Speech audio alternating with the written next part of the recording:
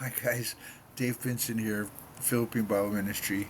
Um, so I'm thinking about a bunch of stuff happened in the last day.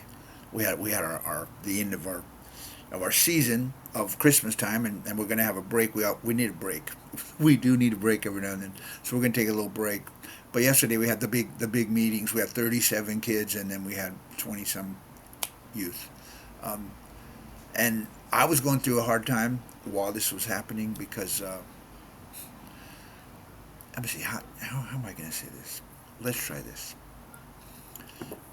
It's hard to be alone. God did not design us to be alone. And the reason I like dead guys, how about that? Let's do this. The reason I like to read the dead guys, and I got guys like all kinds of guys, Tozer and all these guys that I like to read them, and I consider them friends because of their words are touch my heart and my soul, and I'm able to relate, and I'm able to obviously not correspond, but because live people will let you down almost every single time. Everybody in my life, including my wife, has let me down at one time or another.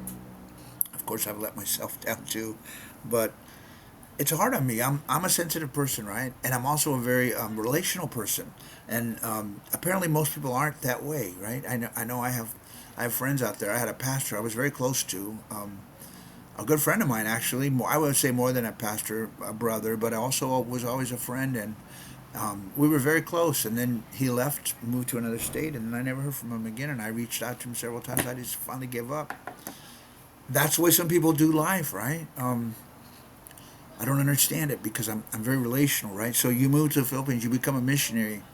You assume that people are going to say, "Wow, I wonder how you doing. How you doing over there? Ma, I wonder how Dave's doing over there in the Philippines. I wonder what's going on. I wonder, but nobody wonders. Nobody wonders. Nobody reaches out. Nobody, we were very awkward and we asked for money. I just felt like this is okay, but I mean, I normally don't do it. I don't really believe in. I don't do it. We're not a church. We don't. Oh, give. You have to give, and we don't do it.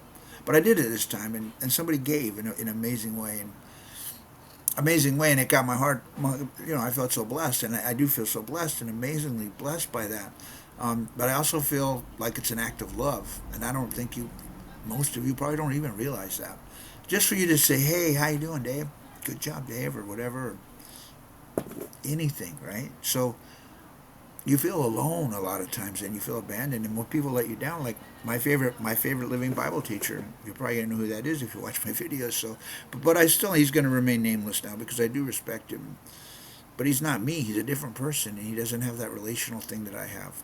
I felt led to contact him about something, and we had a sort of a back and forth. And he didn't respond to my last thing, and he says, "Well, there wasn't a question." No, brother, I just want to know that we can have closure and say, "Okay, I got it. Thanks, bye. Thanks for your input," because I don't agree with something. And that's the other thing. No matter who they are, you're not going to agree with everything they say unless it's in God's Word. And even in God's Word, you're going to find some other people are going to read the same thing you do, and they're going to see a totally different thing, right? Um, so that's why we have to simplify. That's why we have to be open to the spirit of the law, right? Not necessarily the letter of the law. So I was thinking about that also this morning while I was praying, and I was thinking my next sermon after, so January's sermon is going to be on obedience, right? It's just amazing how powerful obedience is. That will be done on earth as it is in heaven. Well, obedience, right? Obedience is better than sacrifice, right? I thought about that for a minute, and I thought, well, obedience for me is sacrifice, right? But it's not talking about your personal life. It's talking about Old Testament sacrifice. So what it's saying to me is the letter of the law, right? I don't know how I got from there to here, but here we are. I just follow the train as my little brain. Hopefully, the Spirit leads. So the letter of the law was you have to offer these sacrifices for you. You do the temple thing, you do what you're supposed to do, you follow the church activities, you do the supposed tos, and then you don't have to worry about it, right? But then he says, no, it's better to obey than to follow the letter. I think that's what it means because I don't think it means you don't give because obedience is sacrifice. If anyone would follow me, deny yourself. So obedience is sacrificing yourself and your life and everything. So I don't know what that has to do with what I was talking about. I just want you guys to know that it's hard sometimes, and I don't know what's up with the hearts of people that I thought, or I think, are my friends, and it's just this thing. But I also know this, and I think it was, again, it was Oswald Chambers, I'm pretty sure, who said that self pity was the number one weapon of the enemy. Why? Because it's easy to feel sorry for yourself. It's easy to say, well, nobody cares about me, or else they would at least give me $10. If I asked them, I need some financial help. Oh, I've known you for years. Yeah, I know you love the Lord. I know you're doing good work. Here's $10. Not even a beep, right? I'll pray for you, brother. It's like, okay, I know times are hard. I don't want to judge for that, but it feels lonely, guys. Just so you know, I'm so grateful for my Lord, and so I'll close with this though. I don't know if any of this makes sense. I'm gonna watch it again and see if it's just gobbledygook. Maybe I won't post it. But the thing that got me through yesterday, because yesterday I went through a plethora of emotions. Like I said, we felt awkward for asking for money. We both felt like, let's not do this. This is weird. No one. And then I often feel like no one cares. That's just the way I feel. I'm sorry. I'm just being honest with you guys. Open and honest. That's what I am. I might not tell you all the little secrets of my heart. Some things are between me and the Lord. Some between me and my wife and the Lord. But I will tell you this. That's the way it comes across from my side. You might not realize it. You and your church and your friends and everything's cool with your life because you have a set life and everything's good. Some of us don't have that anymore, right? Because of we've given our life to God, and I should have expected it. I do expect it, but doesn't mean that it makes me joyful. So yesterday, while I was experiencing all these thoughts, and because we've often thought, well, I wonder if people are mad at us, especially my family, because we're Christians, and that so many of them are not, and maybe they feel judged, or I don't know, or maybe the church people are mad at me because some of the things I post doesn't follow strictly their doctrinal teachings or whatever, as if they were important, as if Jesus is not the main thing, and loving people, bringing them into the kingdom is my life, and if that's not more important than your doctrine, then I think you got issues, man.